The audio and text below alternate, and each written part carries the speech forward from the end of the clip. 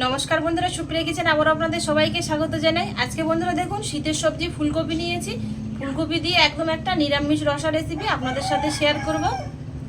Please বন্ধুরা, আপনারা পুরো ভিডিওটা প্রথমের থেকে শেষ পর্যন্ত দেখবেন, আশা করছি আপনাদের ভালো লাগবে। আর যে সকল বন্ধুরা নিরামিষ খান আপনাদের ভালো তো লাগবেই, আর যে সকল বন্ধুরা নিরামিষ নাও খান, মাঝে মধ্যে নিরামিষ খান, আপনারাও একবার এইভাবে বানিয়ে খেয়ে দেখবেন, আশা করছি আপনাদের সকলের খুবই পছন্দ হবে।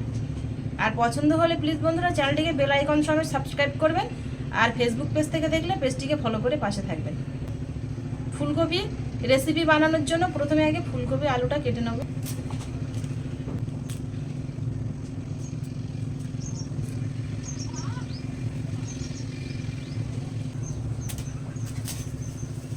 আমাদের পাখিদের এখন স্কুল ছুটি, তো ওই জন্য ও চলে এসছে আমার সঙ্গে।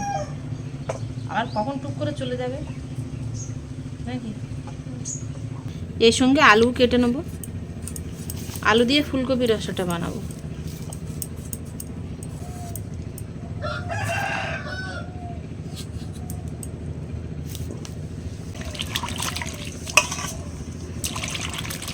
সবজিটা আবার 2-3 বার পরিষ্কার জল দিয়ে ধুয়ে নেব।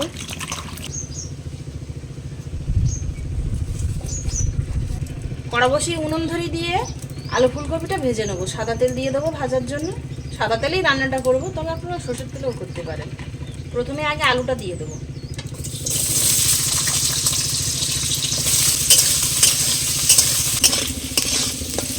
আলুটা 1.5 মিনিট মতো ভেজে নিয়েছি।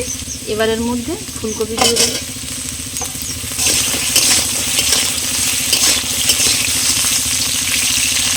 লবণ আর হলুদ গুঁড়ো সামান্য সামান্য করে দিয়ে ভেজে নেব।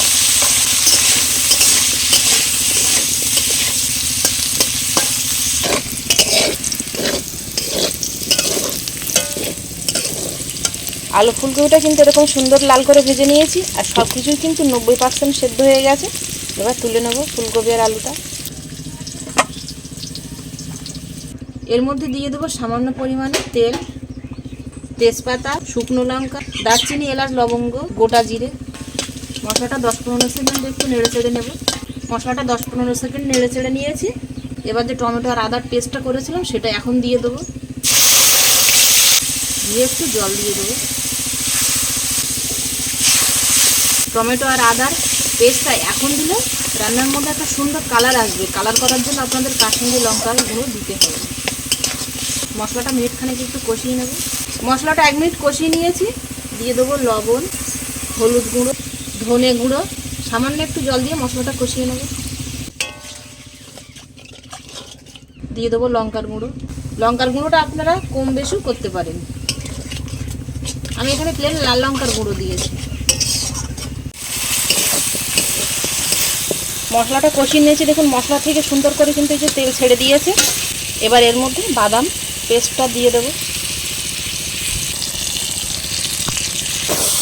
বাদাম পেস্টটা দিয়ে আর একটু 2 মিনিট মতো কষিয়ে নেব।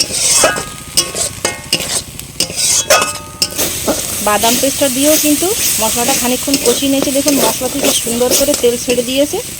এবার এর মধ্যে জল দিয়ে দেবো।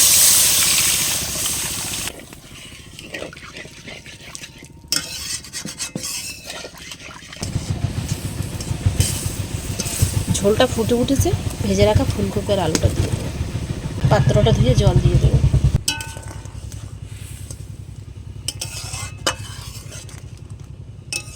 ফুলকপি আলু নিরামিষ রেসিপিটা কিন্তু হয়ে গেছে। প্রায় 3-4 মিনিট মতো ফুটিয়ে নিয়েছি। ওপর দিয়ে দিয়ে দেবো গরম মশলা বাটা, 1/2 চামচ পরিমাণ ঘি।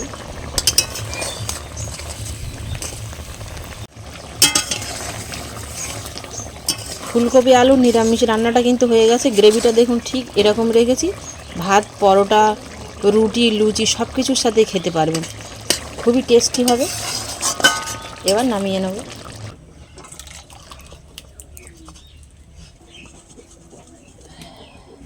আপনারা তো ফুলকপি অনেকভাবে রান্না করে খেয়ে দেখেছেন, কিন্তু একবার আমার মতো এইভাবে রান্না করে খেয়ে দেখবেন, আশা করছি আপনাদের সকলের খুবই ভালো লাগবে।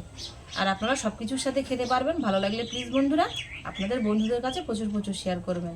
এতক্ষণ আমার সঙ্গে থাকার জন্য আপনাদের অনেক অনেক ধন্যবাদ। আবারও দেখা হচ্ছে আপনাদের সাথে পরবর্তী নতুন কোনো রেসিপিতে। ততক্ষণ আপনারা সবাই ভালো থাকবেন ও সুস্থ থাকবেন।